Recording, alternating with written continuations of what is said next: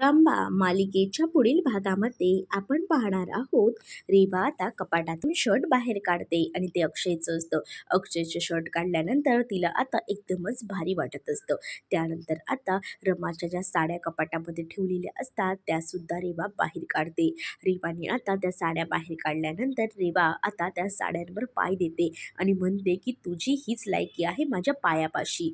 तर इकडे मात्र रमा आता अक्षयला म्हणत असते की मला ना झोपायला उशी हवी आहे. उशी असेल तर मला कशी चांगली झोप लागेल ना.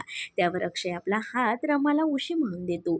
रमा म्हणते की मला हेच तर हवं होतं आणि माझी ही उशी माझ्या नशिबात कायमच राहील. माझं नशीब खूप चांगलं आहे म्हणून मला तुमची ही उशी मिळाली आहे. आणि असं बोलून रमा आता अक्षयच्या मिठीत जाते.